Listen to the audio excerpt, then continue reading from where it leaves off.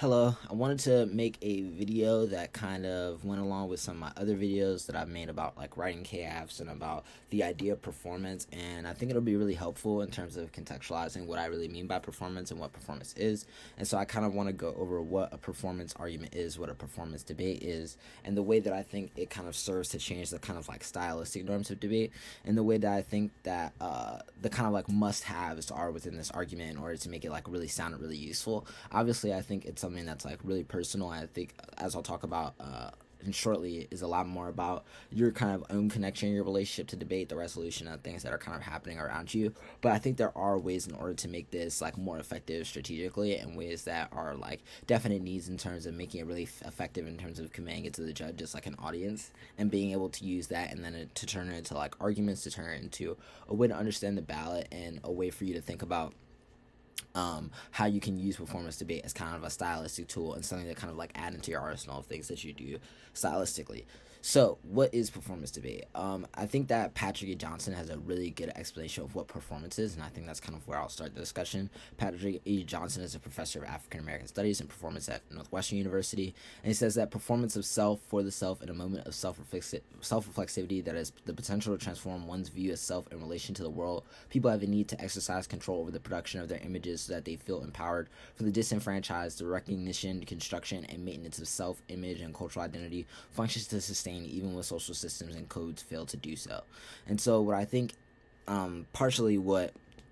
Patrick E. Johnson is getting at, and the kind of idea is that performance is kind of inevitable. Because it's a portion of just how you are and how you act as a person. Everything is performance, right? Everything that's happening in the debate is performance. It's all part of the ability for us to kind of signify certain cultural identities and the functions of them. And what he says is particularly that performance has a particular power when it's a performance of the self that opens up kind of like modes of self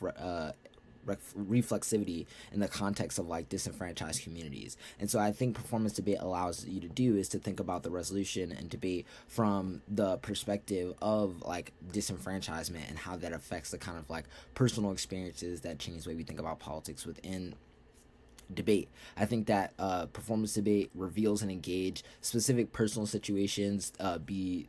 experiences that are unique to gender, race, sexuality, class, etc., and has really developed from a legacy of a lot of other debaters and their ability to use different sources of mediums in order to display a relationship between the resolution, the space of debate, and its personal impacts. I think that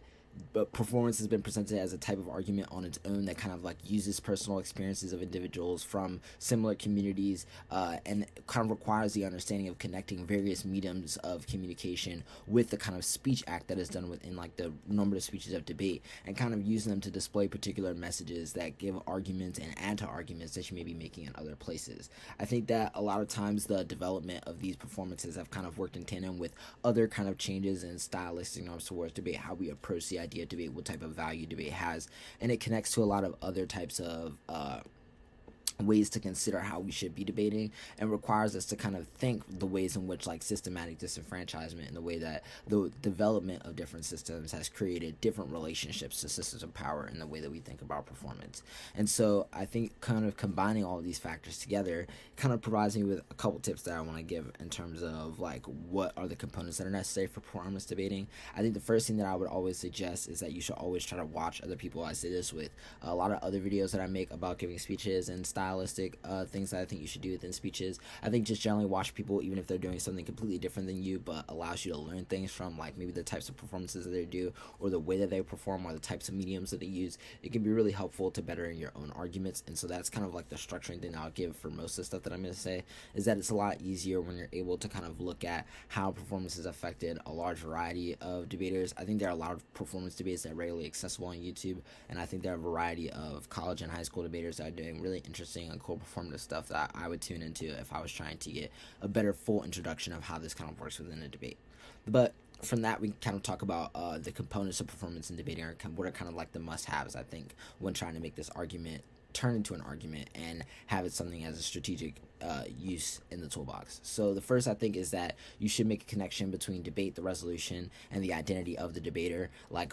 you yourself, from your social location, your identity, your race, your sex, your class, your gender, sexuality. How does that connect to what's happening in the conversation that's happening from the resolution, or the type of conversation that isn't able to be had in the resolution, the types of conversations that the resolution may limit us from having, and how does that affect our relationship to debate? What I mean by this is, like, what are the impacts that it has on the way that we debate and the types of values that we get from the debate, and the way that that debate translates to or mirrors the kind of impacts of the real world. I think that being able to think through this idea specifically is important because it gives a real stake to the performance that you're giving, and kind of makes it seems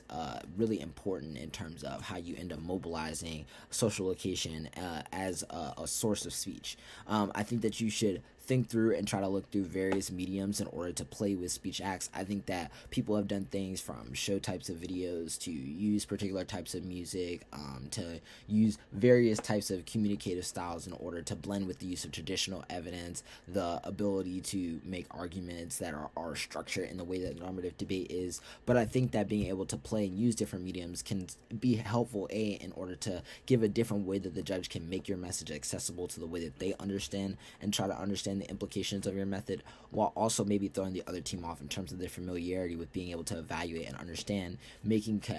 comparison or making arguments based off of the performances that you're doing. I think that performances should try to be something that can be carried throughout the debate with purpose, i.e. if you're going to have a performance and you want to see if using an alternative style or medium of debating is going to be part of that arguments that you use throughout the debate, I think it should be something that you can carry all the way into the end of the debate, and something that is like impactful and important to the conversation regardless of what's happening, because I think otherwise it can end up being a large wasted amount of time that doesn't really do anything in terms of getting you further in the debate. And so I think it's just important that you kind of keep it as something that helps to evolve and push the conversation. I think that the best performances are both aesthetically pleasing but also are essential to the arguments they accompany. It should feel like whatever argument you're making is not the same without that performance argument, basically. And so I think that the key to being able to do this is just practicing with the performances that you're given. I don't think people do enough of just like reading their 1AC over and over and over again in order to like be able to like perfectly deliver every word that's in it, that's within the evidence, that's within your performance, that kind of times off right with that whatever stuff you want to do.